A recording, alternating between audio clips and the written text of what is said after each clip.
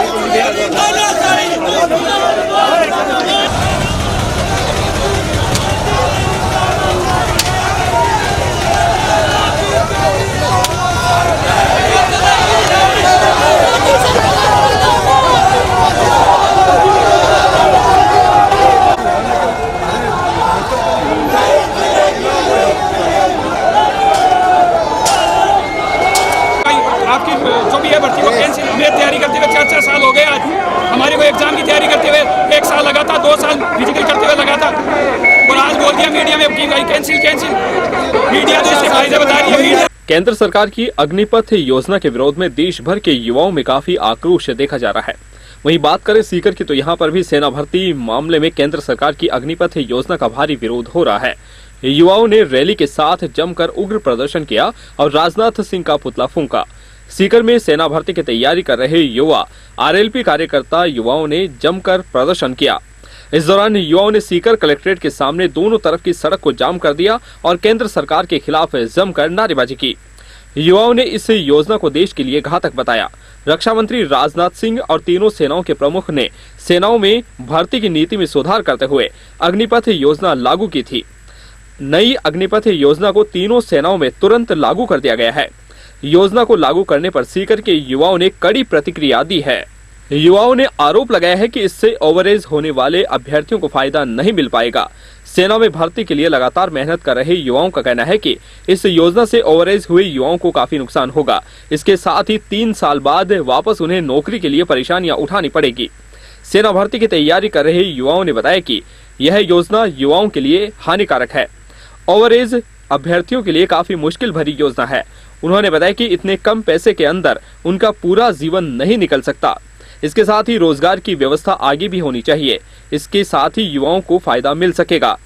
युवाओं ने बताया कि 2 साल से जो लोग तैयारियां कर रहे हैं उनके लिए इस योजना के तहत काफी नुकसान होगा।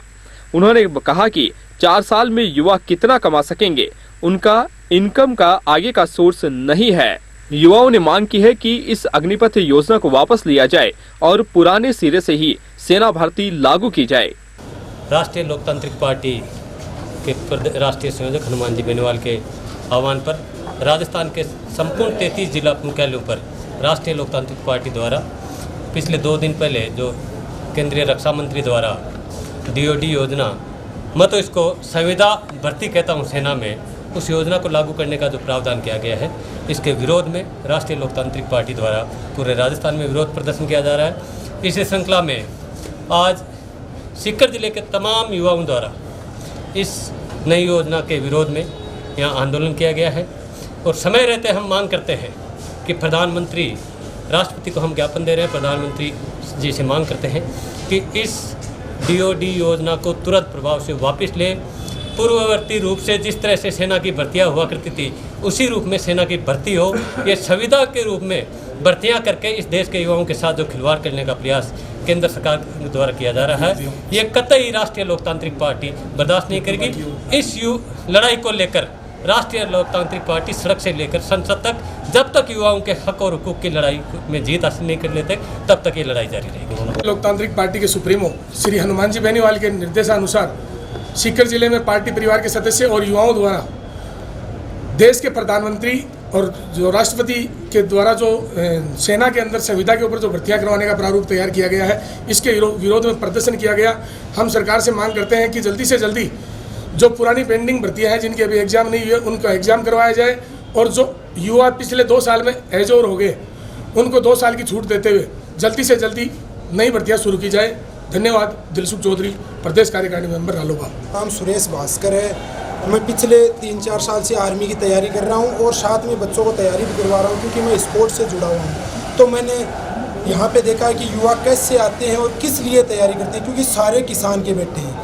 और मोदी सरकार द्वारा जो TOD टूर ऑफ ड्यूटी की 4 साल नौकरी करो और धक्के मार के हम निकाल देंगे। क्यों भाई, हम किसान के बेटे हैं, हम परमानेंट नौकरी नहीं कर सकते क्या सांसद फिर 2 साल के लिए आप लगाओ और उनको पेंशन कुछ दो, धक्के मार के निकाल दो, ये थोड़े ही होगा। इसमें कई खामियां हैं। उनका बहुत आगे का प्लान है। वो चाहते हैं कि युवा 4 साल में थोड़े से ट्रेंड होके आ जाएं, फिर कहीं की नहीं रहे तो हमारे जो आका हैं अंबानी अडानी उनके चौकीदारी की नौकरी करें। तो मैं प्रधानमंत्री जी से चाहता हूँ कि वो जल्दी से जल्दी इस योजना पर दोबारा गहन अध्ययन करें और इसको वापस लेने की कृपा करें। और जो पहले से भर्तियां चलती आ रही थी, क्योंकि फौज ही एक ऐसी चीज़ है जिस पे हमारा पूरा देश टिका हुआ है। जय हिंद, जय भारत।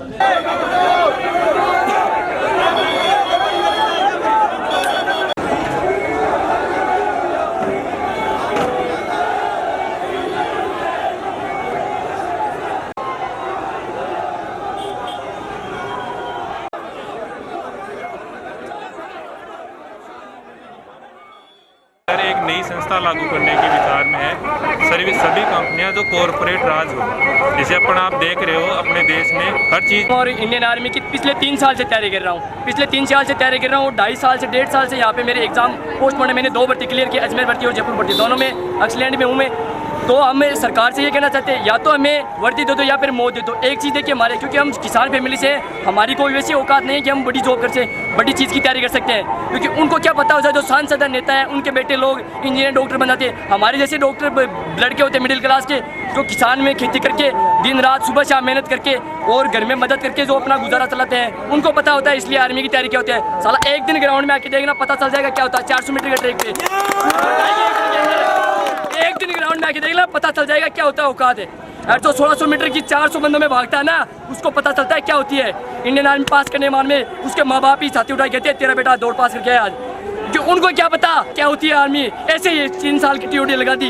अरे TOD में हम जाएंगे तो पूरी 15 साल नौकरी करेंगे या करेंगे नहीं, या तो हमें वर्दी चाहिए या हमें जान चाहिए। आज ये जो TOD की व्यवस्था है वो एक ऐसी व्यवस्था है, जब ऐसी व्यवस्था चाहे लागू हो लेकिन परमानेंट कमीशन हमेशा चालू रहना चाहिए। क्योंकि जो युवा इस वजह से ओवर एज हो चुके हैं, जैसे अभी भी उनमें जुनून है, उनको TOD की तरह जैसे 17 साल से 21 साल तक है, उनको तो परमानेंट कमीशन लो। जो भी फिर भी ओवर एज उनके लिए TOD होनी चाहिए। जो बेरोजगार बैठे हैं, परमानेंट कमीशन हमेशा चालू रहना चाहिए। ये सरकार की एक ऐसी व्यवस्था है, जैसे मोदी जी विदेशों में घूमते हैं लेकिन वो वहाँ के एटमॉस्फेयर के बारे में नहीं जानते हैं। विदेशों में ये हालत है कि वो परमानेंट करना पड़ता है वहाँ पर। लेकिन भारत में तो इतने युवा बैठे हैं जो सेना में जाना चाहते हैं। विदेशों में ये हालत है कि वहाँ पर लोग जाना नहीं चाहते, उनको परमानेंट किया हुआ है। लेकिन यहाँ पर तो आप देख रहे हैं, भीड़ देख रहे हैं, वो खुद जाना चाहते हैं। तो ऐसी व्यवस्था लागू नहीं होनी चाहिए। जो कहीं है देश की, ये दोनों ओर से देश को घेरा हुआ है पाकिस्तान और चीन ने, फिर भी ऐसी व्यवस्था लागू नहीं होनी चाहिए। क्योंकि कोई सार्थक नहीं है। 4 साल बाद बेरोजगार, अभी इनके पास रोजगार नहीं है। रोजगार तो इनके पास अभी भी नहीं है। 4 साल बाद अभी भी कई फौजी जो रिटायरमेंट हुए हैं, 10% कोटा उनके पास सर्विस में कोटा है, उन्हीं के पास रोजगार नहीं है। टीचर की भर्ती देख लो, कई भर्तियों में उनको रोजगार नहीं मिल रहा है। मात्र 3-4 बंदी लगते हैं हर साल रिटायरमेंट होने वाले। इससे तो हर साल 2 लाख, 4 साल में लगभग आगामी 10 सालों में 2-3 लाख युवा बेरोजगार हो जाएंगे। और फिर उनके पास रोजगार, इतने असम राइफल्स जो बता रही हैं सशस्त्र सेनाओं में, वो भर्ती है कहाँ पर। आपका नाम? मेरा नाम विक्रम सिंह है। धीरे धीरे प्राइवेटाइजेशन हो, हर चीज़ कॉरपोरेट के हाथ में चलेगी। तो ये जो नई व्यवस्था लागू कर रहे हैं पूरे दुनिया में, इसके अंदर पूरा कॉरपोरेट का राज चलेगा। अपनी जो सरकारें हैं, जो भी अपना लोकतांत्रिक अधिकार है, वो सब धीरे धीरे नष्ट कर देंगे ये लोग। जो पूरी दुनिया को जो लीड कर रही है, दो तीन पावर है, जो हर चीज़ नई पेंडेमिक के मामले में हो गया, नए कानून हो गया, हर चीज़ को ये प्राइवेट करके अपन को एक जैसे पूरा गुलाम, जैसे अपन पहले कोई टाइम पे गुलाम हुआ करते थे। आज का जो मेन मुद्दा है उसके बारे में आप बताएं। ये मुद्दा उसी से जुड़ा हुआ है।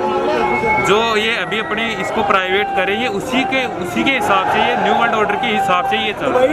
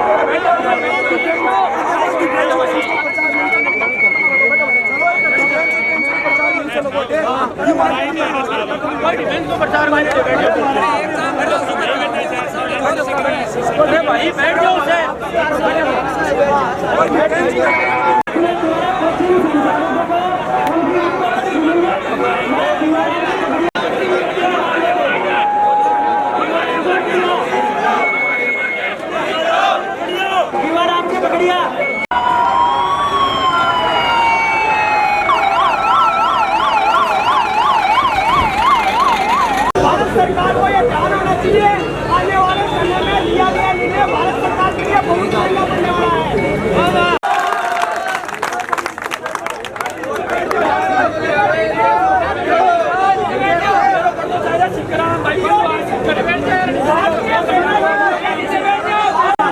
तो सरकार गिरा भी सकते हैं।